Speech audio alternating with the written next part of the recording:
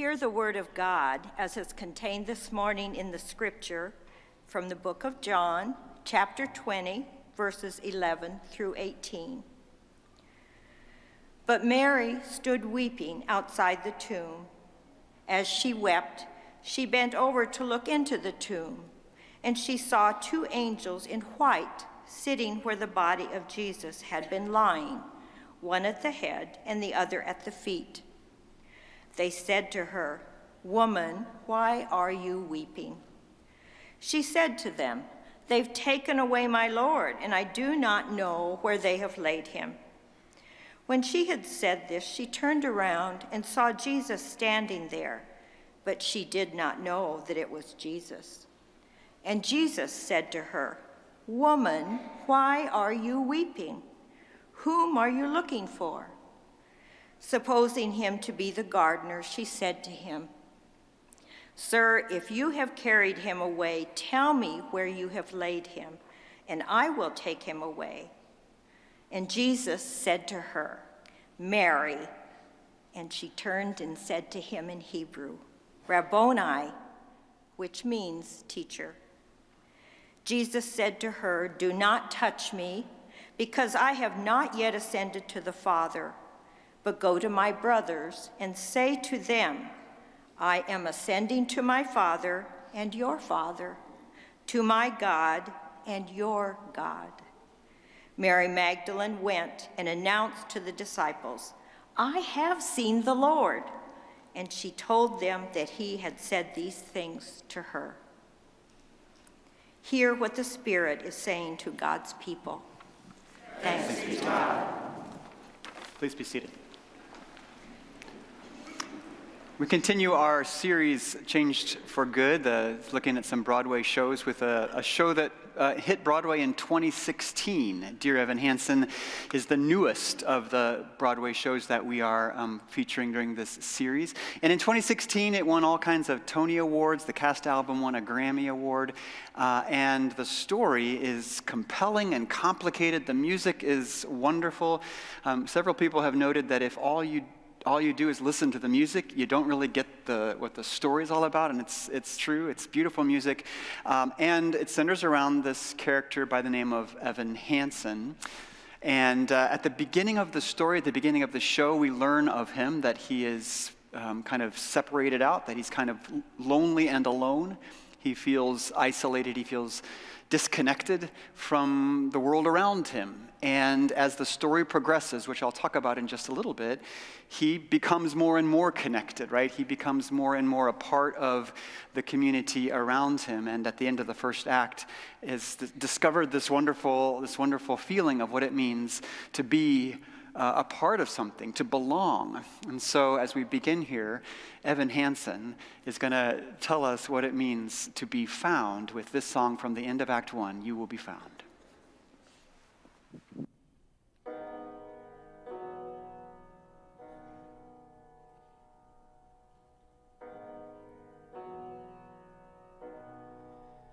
Have you ever felt like nobody was there? Have you ever felt forgotten in the middle of nowhere? Have you ever felt like you could disappear? Like you could fall and no one would hear?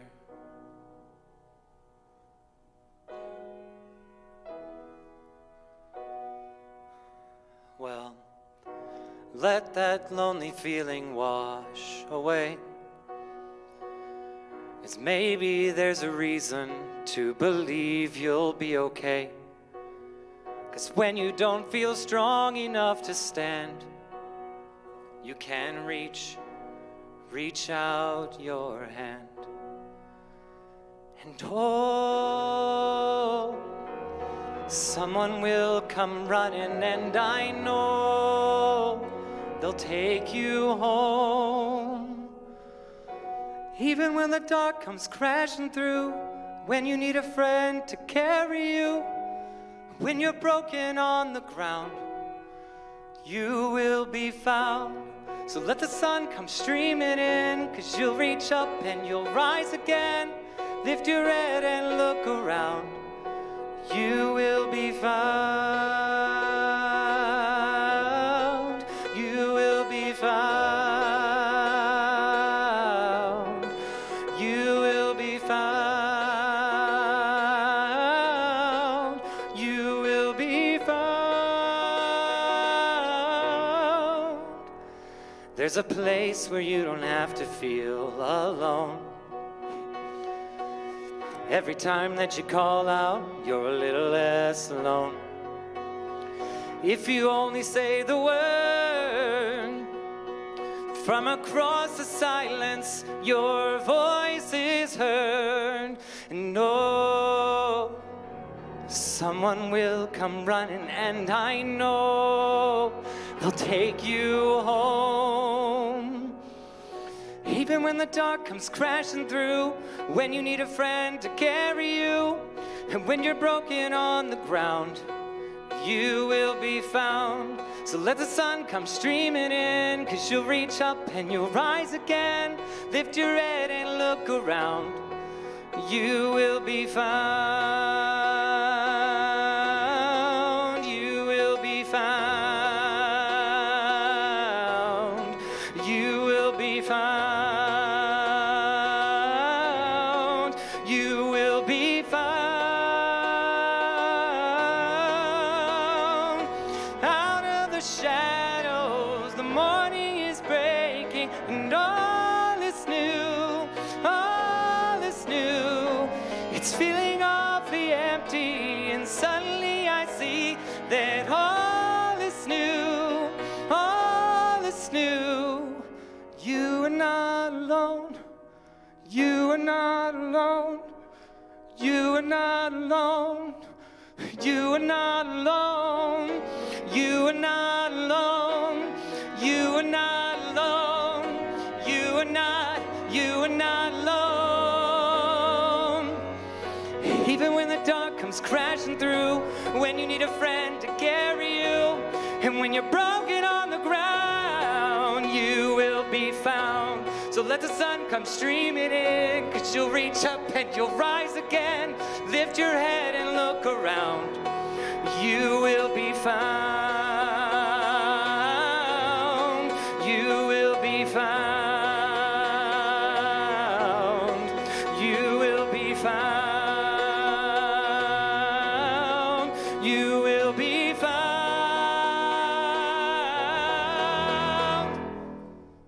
You will be found.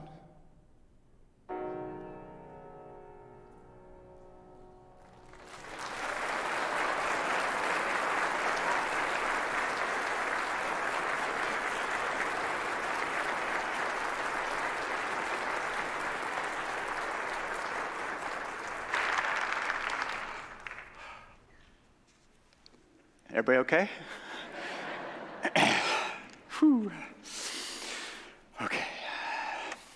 Before I start the bulk of the sermon, I do want to issue a content warning for people. The sermon will address issues around mental health and will also touch on suicide.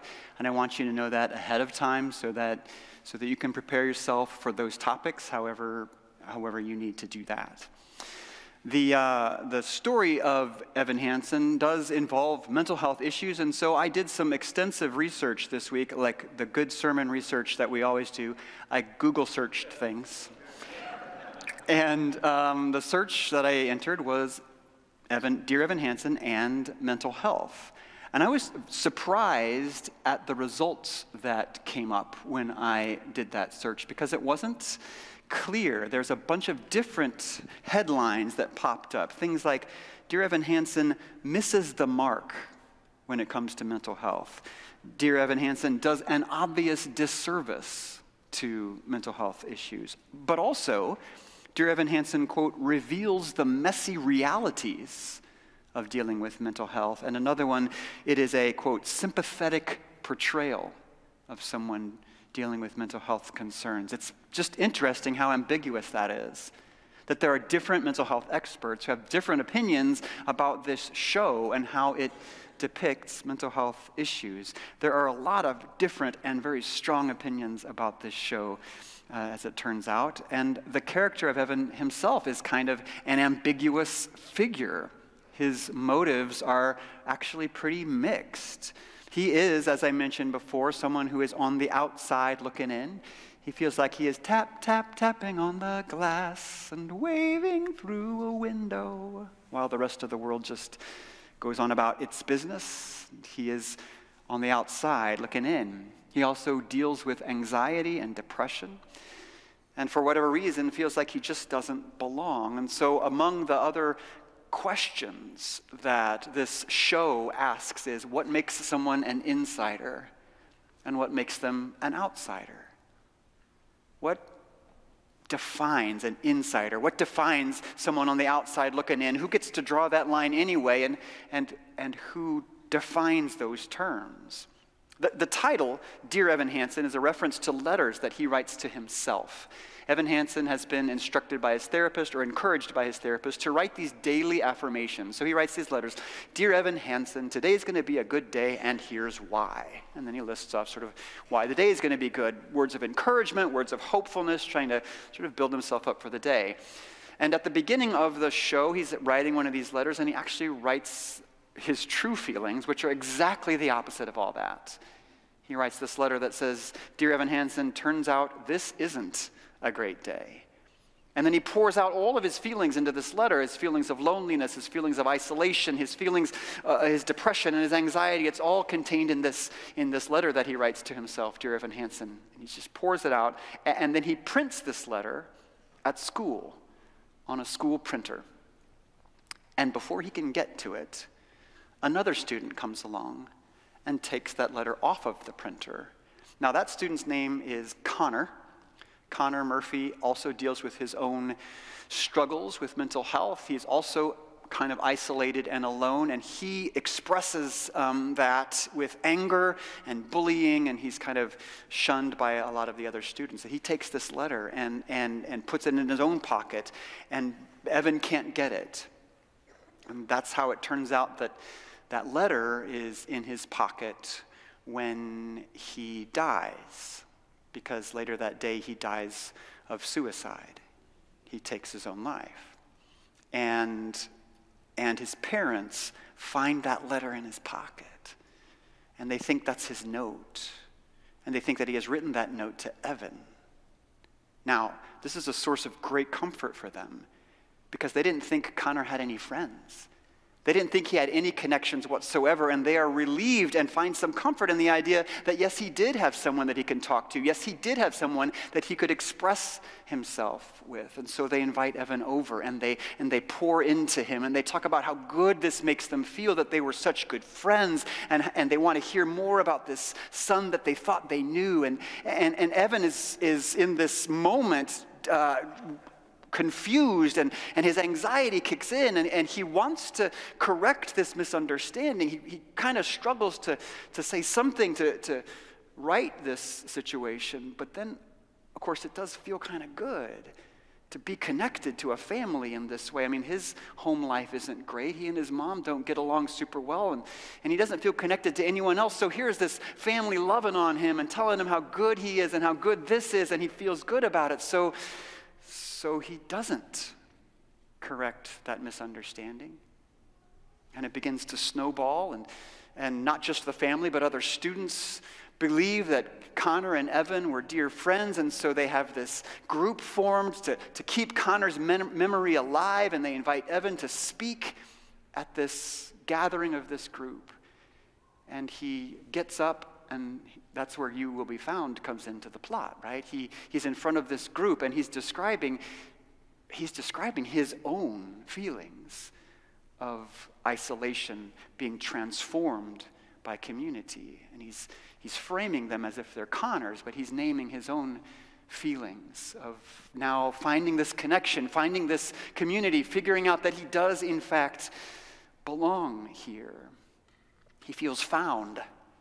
For the first time in his life, he feels like an insider. For the first time in his life, he feels like he belongs to something, and it feels good. But there's this inherent ambiguity in his motivations, because it's not entirely altruistic here. I mean, it does feel good to himself to be included, but it's not entirely self-centered here because he really didn't want to deepen the pain that Connor's family was feeling. He didn't want to make it worse for them. This is an ambiguous character at best. His motivations here are questionable. They're not entirely great. They're not entirely terrible either. That ambiguity is present in his character. It's present in the story. It's present in the reviews of this play as well. And that kind of ambiguity reminds me of Mary Magdalene's person as well. There's a lot of ambiguity around her. We heard a bit of her story from John chapter 20 just a little bit ago. Weird to read the Easter story in February, but there we are. She encounters the risen Christ in the garden. He calls her by name, and there's some ambiguity about this person. Who is this Mary Magdalene that we read about? A historian by the name of James Carroll puts it this way: Mary Magdalene serves as a scrim onto which a succession of fantasies has been projected. In one age after another, he says, her image was reinvented from prostitute to sibyl to mystic to celibate nun to passive helpmeet to feminist icon to the matriarch of divinity's secret dynasty. Who is this figure? And why is her story so ambiguous? The biblical witness has some pretty clear indications. She appears in all four of the Gospels, and specifically, she appears in all four of the Gospels at the crucifixion and resurrection. It is significant that this is a detail included in all four Gospels, because there's hardly any details like that all four of them agree about. But this is one. She was present at the crucifixion, and even when the men abandoned Jesus, she remained. Sometimes there are other women with her, and sometimes she's on her own, but she is always there. We also know from the Bible that she was the first evangelist. She was the first one who went to someone else and said, Jesus is alive, and this is what he taught me. Right? She goes to tell them that he is alive. She's the first evangelist. And the other detail that we know about her from the Bible is in Luke chapter 8. Only Luke mentions it.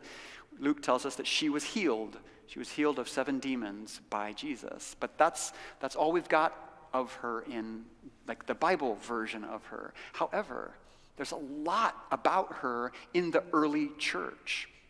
In the early church tradition, and I'm talking about in like the first few decades of the church, right? Mary Magdalene is lifted up as a very, very prominent figure, a close confidant of Jesus, and a leader, a key leader in the growth of the early church.